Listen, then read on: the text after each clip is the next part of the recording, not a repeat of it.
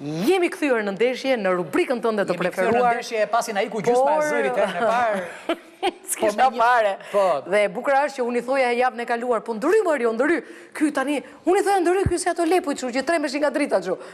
Jo, se i thashun që lëre sherin të bëhet vet. Nuk ka nevojë se edhe doli sher. Tani shumë të nderuar. Ta them unë. Po. Turizmi, ndihmër, ç'a bëhet? Ç'a s'bëhet? Po ç'a ndihmër më erdhi turizmi. Një panel fantastik. Sezoni. Floresha Skëndo, një ekspert e shkëlqyer. Unë kam shumë qef. Ka ngrënë virozën e Bardhazisë. Jam i sigurt që edhe ju do ta keni qef. Zak Topuzi, eksperti më i mirë në mendimin tim për turizmi, po të mos ishte Enrico në studio, do të thosha më i miri, po me që ishte Enrico, po rezervojemi çik se ajt merresh me Enrico Cekon pastaj. Ka dhe marrëdhëniet me jashtë. Po, është marrëdhëniet me jashtë. Enrico Ceko, një mik i stërlasht i emisionit Bardhazi, profesor ëngjëll biznesi i shtetit, jo këtu në këtë tanët. E kupton, vete në përbot, u mëson atyre të përbotës. Kam përshtypjen se unë jam autori vetëm në Shqipëri që kam bërë një libër për menaxhimin në hoteleri turizëm. Parathënien e librit e ka... Ja sigur ta dia. Po unë se dia këtë, e që unë se dia, po vetëm nuhatja ime më çon aty. Dhe afrimi imi dashur, ai është jashtëzakonshëm, nuk e di pse du fort. Ka grindën Bardhazi prandaj. Ka grindën. Ky është ambëm Bardhazis. Tani miq të dashur të kësaj studio që jeni më të mirë dhe bëhen xheloz dhe studiot e tjera. Po, kjo është vërtet. Këtë. Unë isha në Sarand dhe një buri mençur aty që ka shumë sukses në pjesën e restorantit, më tha, më duket se këtë vit do e humbim gushtin. Dhe kjo më therri në zemër. Ne trajtojmë turizmin, e kemi bërë turizmin, arsimin, fëmijët, e kemi bërë kështu tema tona. Ani ta humbim gushtin ne, do të thotë që kësaj t'ja japësh vetes bam. Edhe bum. Dhe i thash, po mirë, pse do e humbim gushtin, i thash. Tha, do e humbim gushtin, tha, sepse këta kryebashkiakët tanë të qyteteve bregdetare, në vend që të hapin parkingje, shtojnë trotuaret, dhe do vinë turistët. Ku do parkojnë turistët? Ku do qarkullojnë? Do e marrin makinën me vete ta fusin në apartament? Xhep. Si do qarkullojnë? Sepse Saranda blokohet. Vlora stër blokohet. Durrësi po Anagjore. Kë harruam tjetër? Himara po... Vetëm po ke harruar Elbasanin. Më thonë, do humbim gushtin. Zoti Elbasanin e kemi Blendi... gushtin Anixha. Do humbim gushtin. Ministri, ai është ministri, ja? Kush është ministri? Nuk e ndroi Ramat. Ai është akoma. Kush I është turizmit pra. Blendi pra, Gonxhe. Pse Gonxha ashtu? Jo, po eci shkëlqyshëm gjëra ato vlla. Je mirë, po ecën fort, na fal, se dinim kush ishte. Po se s'ka i pranon kritikat e ti, e di që ne as nuk lëkundemi fare. Problemi është do humbim gushtin, Zhak. Ti e ke këtë frikë? Rrezikohet kjo? Shiko ç'a ndodh, po të bësh një analizë, diku 68% e të gjithë turistëve në Shqipëri vinë në rrugë toksore. Po. Dhe janë kryesisht rajonal. Dhe gjysma atyre që vinë me avion, pothuajse marrin makina me qira. Po. Për të vetëm arsye se nga survejt dhe nga të gjithë analizat e turizmit, pika më nevralgjike është transporti publik që nuk funksionon në Shqipëri. Po. Dhe mbetjet sigurisht që janë problem madhor. Na i bëjnë të uajt ato, si kemi ne. Të uajt vinë i marrin me vete.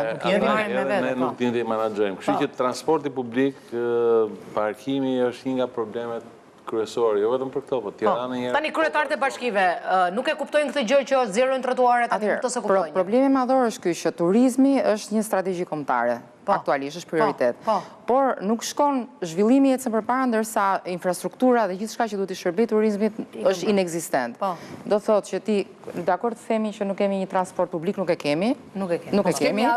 Nuk kemi rrugë që janë përveç këtyre që po na prishen, kemi ato rrugët që nuk ekzistojnë dhe që duhet lidhin dhe të ndërlidhin qytetet ndryshme. Kemi problematikën që nuk kemi infrastrukturë që ushqen këtë 10 milion turistë. Nuk ke infrastrukturë në burimet ujore, nuk ke infrastrukturë në ujit, nuk ke të dritave, pra ke një mekanizm të tërë që nuk funksionon në shërbim të këtij biznesi. Do humbim gushtin? Unë frikën e kam që do humbim edhe korrikun, se gushti me këto zhvillime që janë... Wow, Filip mos u mërzit, se Filipi më tha nga Saranda, duhet ta njohësh ti.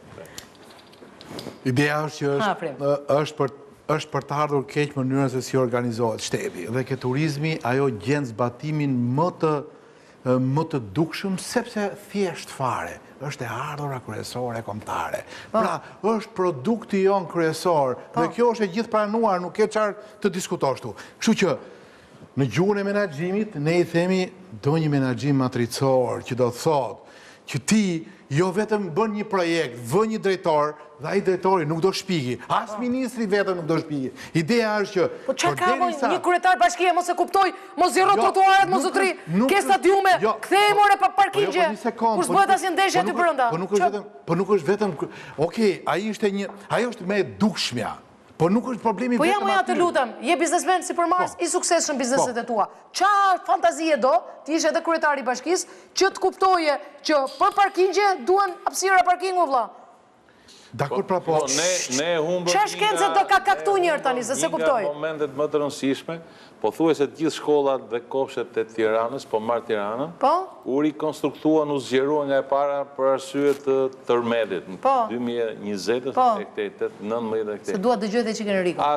Unë e ngrita si problem para pak kosh, as një nga këto nuk u shfrytëzua si parkim nën toksor, për lagjen, për zonën, me 1, me 2, me 3, me 4 kate, dhe do t'ishe një ardhur shumë e madhe për bashkit, sepse ishin pronë të tyre. Po lëre Tirana, se Tirana ka hapësira parkingi, për Saranda, flasim për Sarandën, Zhak.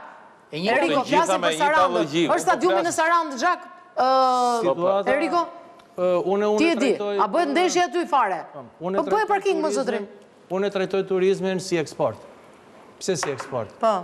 Sepse është njësoj si kur domatët dhe kastravecat edhe mishin t'ja qonim atit atje, në i koj që aji vjen këtu dhe i konsumon këtu ato gjë. Eksport është, jo më në tonë, është 23.7% është eksporti shqiptar, është turizmi. Atëre, gjysma.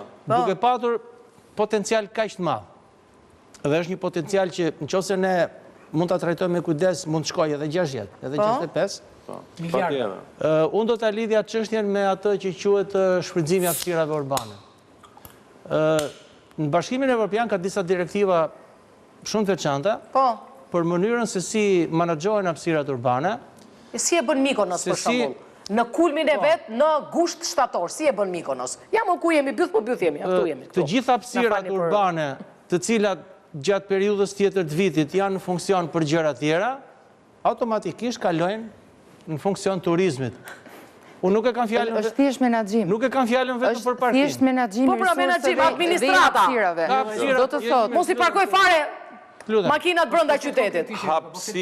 Hapësirat e lira që janë për sheshe ndërtimi dhe pjesë të gatshme për këtë punë, ai jep për t'i ndërtuar me kate, parking me kate. Me një...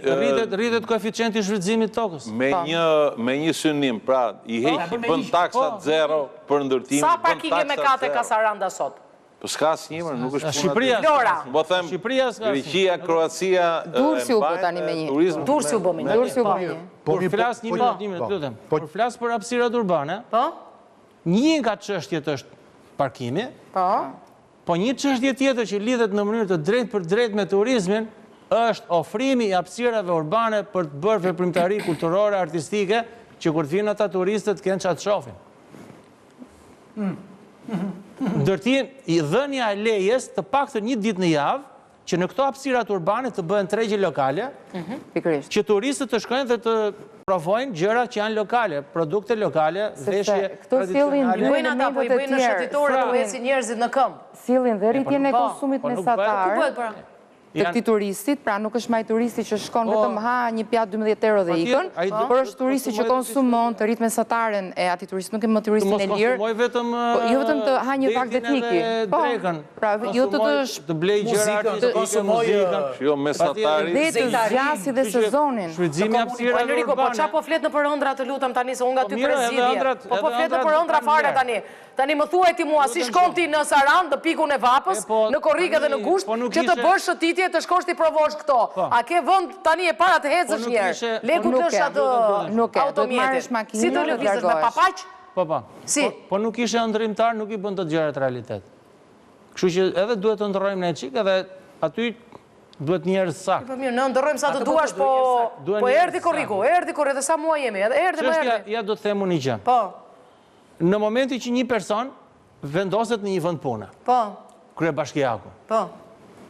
A futet aty në garë me objektiva? Duhet futet në garë me objektiva? E ke për Ramën këtë pyetje? Jo, në përgjith. Për këtë gjithë? Për gjithë. Po gjithë me dhe për Berishën Për një detyrë, duhet të kenë KPI. Objektiva, ka parametra, ka indikator. Duhet të kenë një listë detyra që i marrin përsipër të tyre. Në momenti që brenda 3 muajve nuk arrite indikatorët e parë, mirë pafshin vjen tjetri. Po në Shqipëri nuk ndodh kjo. Se kjo quhet meritokraci. Po pra. Atëherë, nëse një person thot, objektivi im është që për 3 muajt e parë do rregulloj ne po humbim korrikun dhe gushtin është i kryetarëve të bashkisë. Thuhet me të madhe më. Po patjetër.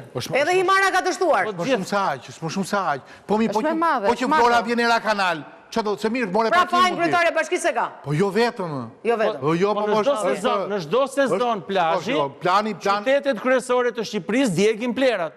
Që nga Shkodra, der poshtë në Gjirokastër, nuk është elementi shkëputje. Zjarë, plera, djegje, tym. Ke munges ujë, ke shkëputje energjie. Qa ndodhi në Golem vjetë, që s'kishte ujë?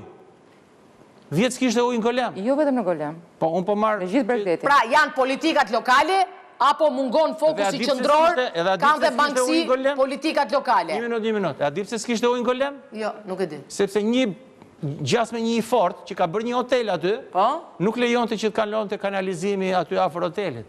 Ashtu, në një ko që plani ishte që kanalizimi të kalon të aty. Që nga vërtet e Pa i doli i fort, edhe doli mbi ligjin. Se kjo ndonë në Shqipëri, që mbi ligjin është maligji. Pra, e që dojnë të tëra halkat. Nuk është i shkëput. Ju me të drejt, gazetari merr shkëput për atë problemin më themelor që është më i dukshmi nga gjithë, e hedhë në tavolit dhe kush është zgjidhja. Problemi që ndronë që hapet këtu çështja dhe bëhet... Qa hapet, mo tani Rama, deri para 2 vjetësh po të tunte atë suksesin e turizmit ty. Po e ke suksesin e turizmit të zotri. Rama i bën politikat, nuk i bën pushteti lokal. Po Rama po flasun. Po pra, suksesin e arriti se... Po se ka kuptuar Rama këtë gjë tani? Jo pra, sepse... Po pse nuk e di ai se... Sepse vizioni është çështje shashke, vetëm pra ne nxjerrim diellën. E kupton? Ne themi dhe me të vërtetë... Si nuk e di Rama që këtë vit mund ta humbi korrikun dhe gushtin? Jo, nuk mjafton vetëm ta dish. Nuk mjafton vetëm ta dish. Dhe kjo është e keqja në Shqipëri, që ne në fakt jemi mësuar të merremi me njerëzit. Nuk jemi mësuar me një projekt caktuar, një biznes bën një projekt, jo më një shtet. Dhe shteti thotë sa do vinë, dhe nuk është vetëm çështje kryetarit bashkisë. Pse më në Vlorë vajti hoqi gjithë ai atje? Një sekond. Vajti më i bëri formalitet. Targeti i parë ishte të kryej fluksi. Ornela, unë ta fillova në këtë formë. Nuk është vetëm çështje Sarande, është çështje produkti kryesor, kombëtar është turizmi. Dhe ulesh në tavolinë me të gjithë këshillin e ministrave dhe bëhet plani maticor. Më fal, të them një detaj fare të vogël, me që doje përgjigjen. E to përgjigjen flak për flak. Në teorinë e forcave të portit, në marketing quhet teori zëvendësuese. Bëj transportin tjetër që mos ketë ai shumë makina. Një zgjidhje. Zgjidhje me transportin tjetër që të jetë në mënyrë të tillë dhe jo të jetë me autobuza që duan ku diun gjithë ditën të ikin si dikur, por tjetë zgjidhja imediate dhe ja ku i përjashtove një lumë të madh makinash. Prandaj them që nuk është çështje as të një kryetarit bashkie, i cili ka shumë në dorë, por çështja është makro dhe vim këtë ke një element tjetër, që në qoftë se që ke leadershipi kryesor qeverisës caktojnë detyrat dhe të gjithë bashkë, edhe me deputetët, janë dhe deputetët, sepse vim dhe një problem tjetër. Qa me përsi për deputeti për punësimin e zonës, për zgjidhjen e probleme, për gjithë s'ka tjetër, asgjë, zero. Qa me përsi për deputeti, po di njerëz të vetë i futin punë gjithë. Mua më vjen mirë që... Oza, ka po si futin njerëz të punë. Njerëz të vetë janë punë. Nuk marroj punë.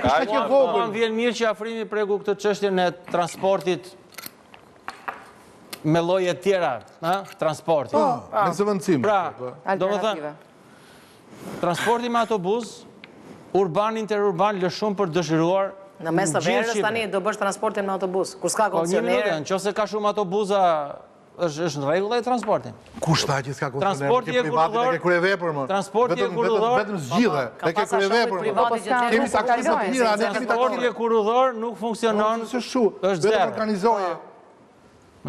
Po si do kthejmë monopatina tani? Çfarë do bëjmë? Në asnjë qytet të Shqipërisë, Shqipëria është i vetmi vend në Evropë që nuk ka tren elektrik, që nuk ka tramvaj. Edhe ato tramvajin e vjetër që kanë qytetet e tjera. Po sikur të vinë ca skafe aty në det. Po pse jo? Për transport. Pse jo? Po mos na arratisë. Jo, krenesin me Dronë përvojë me gomonet kemi. rusit, ato kanë mbetur. Gomonet kështu, Transporti detar. Edhe transporti detar është Po sa kam një pyetje edhe për Enrikun. Edhe transporti detar është problem. Jam dakord me ty 100%. Edhe e thash për humor, Linjat që lidhin qytetet zgjidhje reale. Më mirë fut sa skafista vllai mbarojnë punë se sa arri merresh me shtetin. Tani, po këto plazhe të vlla, se është një çdo 15 vjet, kemi 15 vjet ne çdo vit na një teknikë re. Çfarë do bëhet me hotelet të vit? Prap do flasi lufta hotelet. Po, me plazhet, si do ndahen plazhet? Do të thënë se është një pyetje madhështore, atë që na e dha Zoti, si do e ndajmë? Kemi dështuar me sukses 15 vjet rresht. Jo, po kësaj radhe prap nuk zëmend, ë? Çdo vit ne ndryshojmë menaxhimin e plazheve. Dhe problemi që ndron tek, domethënë ne nuk marrim legjislacionin më të mirë që është realisht, po mundohemi ta bëjmë këtë në mënyrë artificiale dhe pa marrë mendimin e ekspertëve apo shoqëtarëve. Po base kanë ca ekspertë ata. Operatorëve dhe mos mendoj që s'kanë ekspertë ata, janë ca ekspertë një lloj tjetër këta. Kanë ekspertë po ta futa. Po ja faktikisht pra. Janë ekspertë ata. Ne vjet ndruam ligjin e plazheve dhe edhe ç'a ndodhi? Ju hoqi mundësinë atyre që kishin bare apo restorante, që ishin vit parë dhe nuk kishin gjë tjetër për të marrë plazhe. Atëherë çfarë ndodhi? Ndodhen ca pazare që filluan këta merrnin kontrata për hotele që mund të ishin majt kodës, mjafton të kishte një hotel dhe thjesht kaluan ca lek nga këta persona që merreshin me ndarjen. Pra nuk janë normale, janë shpikje shqiptare, nuk është kaq e vështirë për të menaxhuar, për të bërë një ligj për menaxhimin e plazheve. Ajo është e qëllimshme, nuk është Po pra, dhe me luftë me përpjekje ne arritëm para disa vitesh ta detyronim qeverinë që të bënte një kontratë të paktën 4-5 vjeçare, sepse investimet në një plazh nuk janë minimale. Pra vetëm çadrat 50 çadra mund të kushtojnë ke 15.000 euro, 10-15. Vetëm minibari mund të kushtojë 30.000 deri në 40.000 euro. Dhe ti ta lesh këtë tender çdo vit, pra ky person sigurisht që do luftojë nëpërmjet bashkisë për ta rimarrë vitin tjetër. Sepse nuk ka ku i çon, i bie ti hedhi. Dhe prapë e prishën dhe këtë. Prapë po çdo vit duhet aplikosh. Po si do bëhet të vit, pra si do bëhet të vit? Ka arritur në një konkluzion apo akoma prapë është duke u diskutuar? Shiko, nuk ka në ndryshim madh. Ka një strategji për ta bërë dhe më kaotike. Si është kjo strategji? Është strategji për të bërë më kaotike. Përderisa është e paqartë, është strategji për të bërë më kaotike. Dhe shi faturë që do e paguajnë ata që investojnë në këto plazhe. Nuk ka ndryshim. Domethënë kjo është gjoba e përvitshme, le ta them. Nëse ke guxim të bësh. Këtë vit ata kanë ndërhyrë edhe ke tregu i lirë, pra bashkitë dhe komunat do vendosin dhe çmimet minimale apo maksimale, ndërkohë që nuk. Të kujt? Të hotelit? Të hapësirave për qeradhënie. Çadës. Si do jetë minimale apo maksimale çmimi? Po pra, maksimale do ta përcaktoj ajo. Do vej gjoba në rast se ti do të arritësh të më tepër, do ketë ankesë, kush ka ankesa për rritje çmimi. Komunizëm me pak fjalë. Po thuaj trosh mo Zhaku, komunizëm o Zhaku. Po pak a shumë. Po komunizëm të marrim. Domethënë nuk është treg i lirë. Po jo, pra, ne duhet kuptojmë një gjë që njerëzit sot kërkojnë standarde në për plazhe, në për pushime. Kanë kaluar tani nga 8 deri në 10 pushime në vit bëjnë njerëzit, mesatare europiane. Pra tregon që bëjnë më pak ditë, po më shumë herë shkojnë. Një person që shkon me familjen, me fëmijë, një të prente, një të shtunë dhe një djelë, nuk do marri çadër me vete, nuk do marri shezllon me vete, po e kërkon këtë ta paguaj aty. Një person që ka një shtëpi, domethënë brezi 3 dhe i 4 që jetojnë aty, ata kanë nevojë që të vendosin çadrën e tyre dhe të rinë aty 1 muaj, 2 muaj. Pra, ky lloj kombinimi me këtë lloj ligji nuk do. Pra, Greku e ka bërë 500 metra plazh publik brenda dhe 500 metra plazh privat. Dhe ti ke mundësi gjatë kësaj hapësire për 5 minuta, 10 minuta të shkosh në plazhin publik në asë ti nuk do spendosh. Po në të njëjtin vit. Por në asnjë mënyrë ti nuk duhet të heqësh mundësinë që një person që kërkon standarde. Sepse se bëjmë si Grekun ne tani. Ne nuk duam modele të suksesshme. Dhe duhet dish një gjë. Pjesa kryesore, pjesa e parë e plazhit në pothuajse të gjithë vendet e mesdheut duhet të jetë e lirë. Domethënë, shikoj, kjo për një person nga Alket Islami, Alket të përshëndesim. Ajo është velipoja. Kjo është katastrofë për një person që merr vesh nga kjo punë, Pra ti nuk ke ku kalon aty. Dhe me thënë, aty nuk e as ku parkon, as ku akomodohet. Si tregu qama ti. Edhe nuk ka Dhe plash publik. çfarë janë aty pjesa mbrapa, janë detyruar të marrin çadër, sepse nuk kanë ku kalojnë, jo të zen edhe të Nëse ka vend. Prap do bëjmë muhabet me çadrën për kashinë, do t'i japim dorën apo do prekemi me bryt. 10 metra Prap, pjesë të Jo, lirë. mund të fërkoj, një sekundë, ma e që kamerë, mund të fërkoj komshiu gruan, e kupton, ta lyjë atë, se je ngjitur, e kupton, edhe pa dashje. Jo se e ka njeri për qëllim të kequre.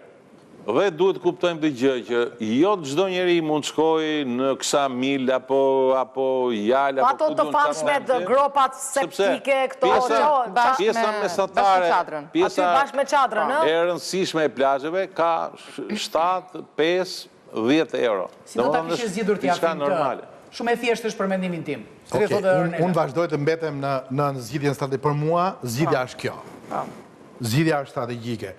Shteti, jo vetëm për këtë gjë, po sidomos për këtë, merr biznesin dhe ulet në tavolinë. Dhe thot, hajde ta zgjidhim.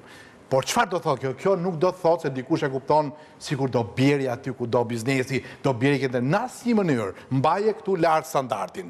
Kërkoje taksën maksimale. Por ama, hajde ta vendosim standardin. Dhe shkon shteti, shkon pushteti qendror, pushteti lokal, biznesi dhe grupi interesit që është që grupet e interesit, që janë shoqatat, po dhe grupet dhe ambientalistët dhe gjitha. Ule në tavolinë dhe se cili hedh në tavolinë të gjitha ato që kërkon. Por, standardi nuk falet. Pra, varianti më i mirë sot në botë është bashkëpunimi. Nuk është që shkon ti. Shteti nuk bën asgjë për biznesin sot. Dhe njerëzit kanë një lloj antipatie ndaj biznesit. Se zën zona dhe turë. Jo, biznesi zgjidh 95% të gjërave. I zgjidh vetë. Dhe pa dashje, publiku nuk është i orientuar drejt. Se shteti e lë në mes të rrugës biznesit. Në mes të rrugës. Por, shteti ka mundësinë ti marri maksimumit biznesit, të ulet në tavolinë dhe ti je i sigurt. Si do bëj plazh një njeri që s'ka lek o vlla? E ka të ndaluar ai Zoti ja ka dhënë Jo, se bie dakord, leret pjesa aty më shumë e Si do ta lë ai po thotë që s'po të lë?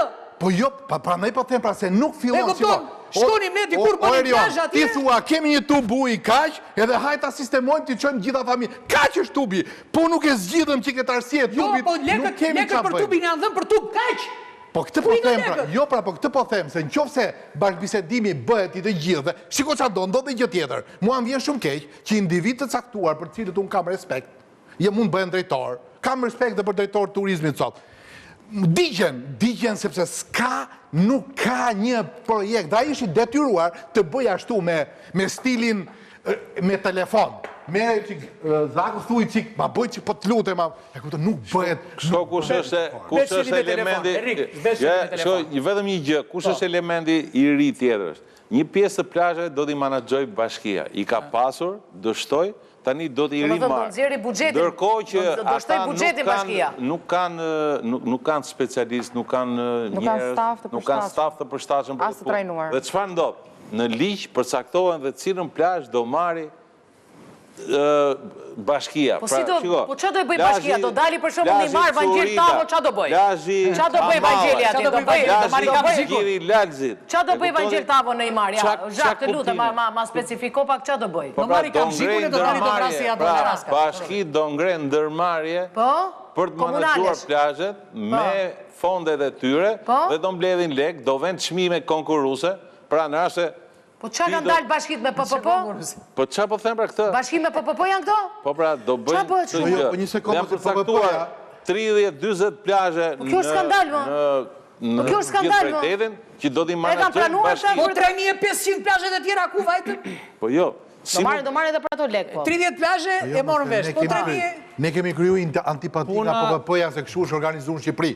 PPP-ja nuk është një gjë e keqe. Në bashkëpunim me biznesin mund t'i zgjidhësh një problem. Po pra, duhet ishte krijuar para fillimit sezonit turistik. Jo mbasi sezonit turistik dhe diskutim. Po është aty ku thotë. Por është mentalitet komunist tani, të lutem, ku po na ktheni? Ku po na ktheni? Ke gabinat e dikushme, ke Puna është këtu që dursit, ku po na ktheni? Puna është këtu që duke menduar se po bëjmë një ligj të mirë këtë vit, nuk bëjmë asnjë gjë tjetër veç se prishim pusijat edhe bëjmë kanaçe.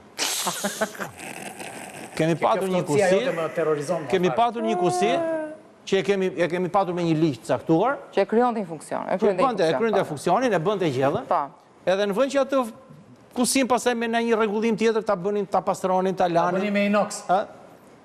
E dam atë kusin, edhe me ato copat e aluminit kusis, fillon bëjmë kanaqet vogla. Të pa menaxhueshme. Që nuk është e vështirë tani. Kjo është situata e... Ja se ka për një mos... Çdo vit këtë kemi bërë në... Qa ishte kjo me pozë që duan të fusin në për hotele, kështu me urdhra me gjëra, që të fusin ca kështu, pika... Shiko, qeveria kërkon që brenda disa vitesh, Shqipëria të kthehet në një nga vendet e para në botë që nuk do ketë para kesh dhe do punohet në mënyrë elektronike gjithandej. Magji! Brenda 30 majit, të gjitha hotelet, operatorët që kanë të bëjnë me turizmin, duhet vendosin një pos, pra, dhe të pagesat të kryen vetëm në përmjet kartës të bëhen online. Por, asnjë nuk është marrë me ligjin dhe thotë, kush është arsye që nuk është bërë kjo deri tani dhe nuk bëhet? Pse ndodh kjo punë?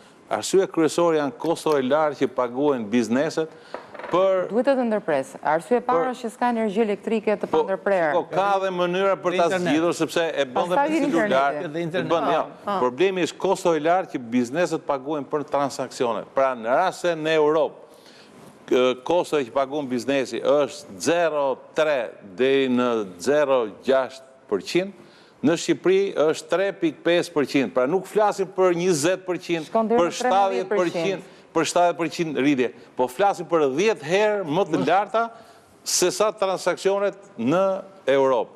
Dhe në rast se një biznes i vogël, një market lagje, një bar lagje, fiton 7 deri në 10%, banka bëhet aksioneri kryesor 35%, 45% të biznesit që të parëve janë merë. Ndërkohë që sot, po ky ligji e përfshin Sazanin, ky ligji ka rregulla Sazan?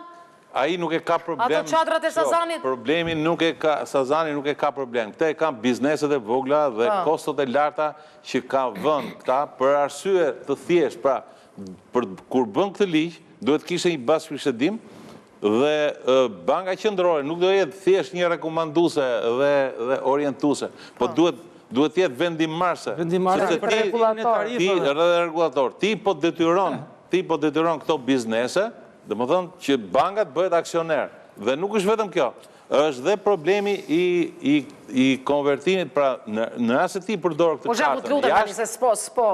Jo se ka është dhe një pikë tjetër. Po themi një shembull thjesht. Unë e bëra qëllimisht para po ndalemi në detaje teknike dhe nuk kuptohemi kështu. Jo, shiko, është shumë problematike, sepse ti ke një biznes vogël dhe banka do t'i marrë 35% deri në 40% të ardhurave me këtë veprim.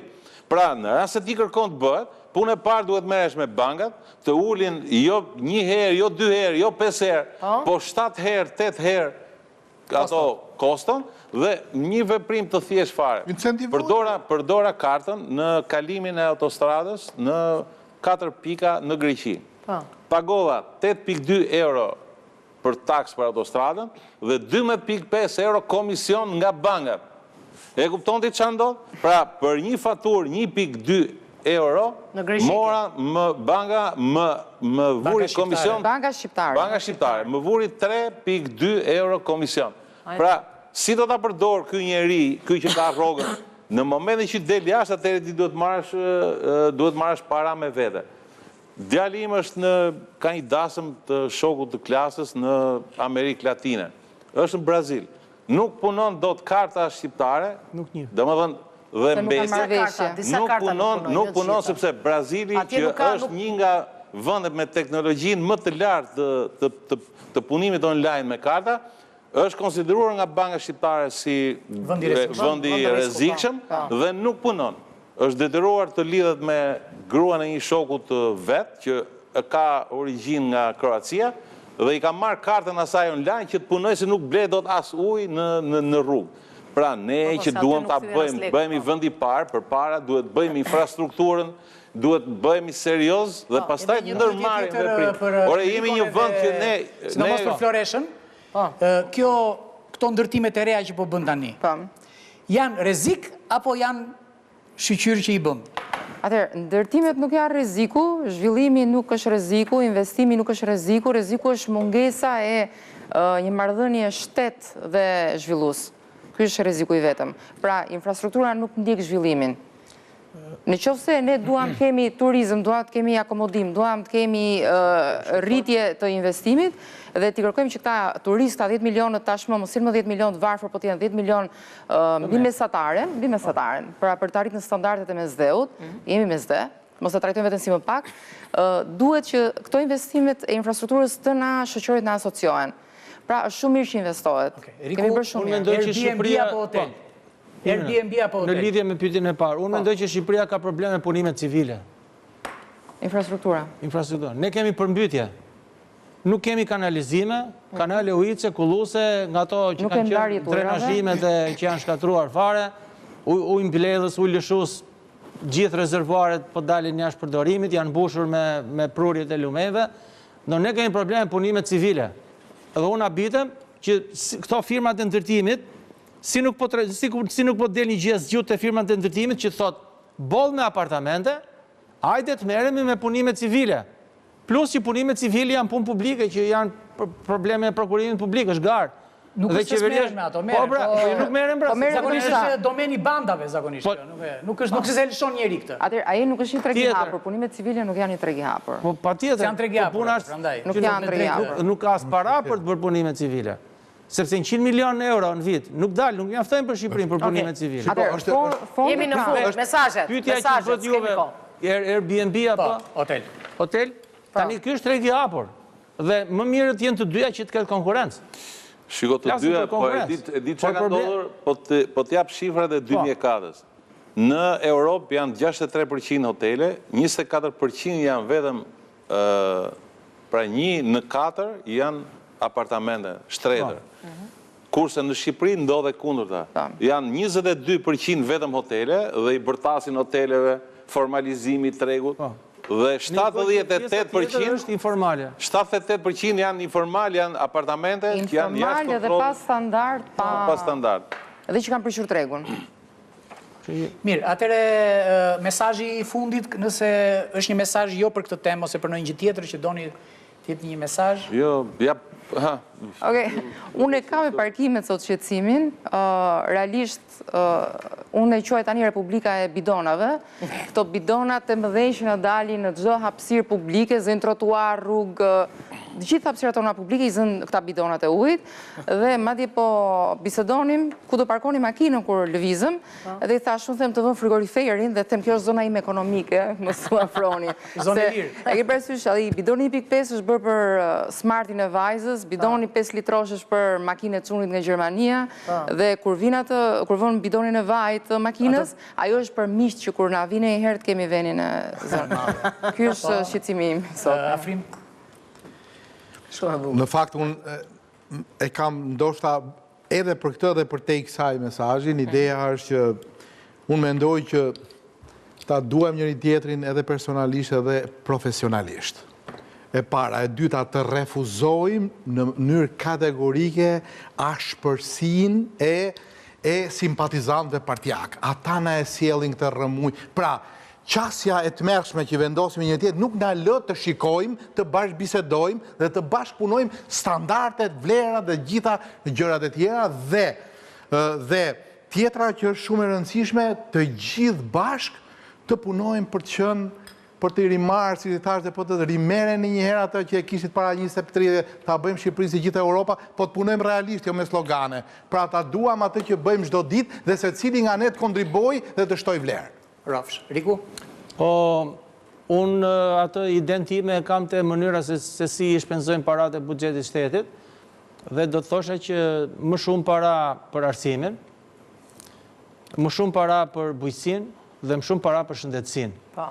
Sepse janë pikërisht këto zona ku dhe sektori privat nuk ka se që mund të bëj shumë, po më tepër është sektori publik që mund t'i mbështesi, në mënyrë që sektori privat të vjetë funksionim, sepse në qoftë se investojmë sot në arsim, në qoftë se investojmë sot në shëndetësi, në qoftë se investojmë sot në bujqësi, mund të kemi zhvillim të turizmit tamam ashtu siç duhet jetë, po edhe të sektorëve tjerë mbas një 10 vjetësh.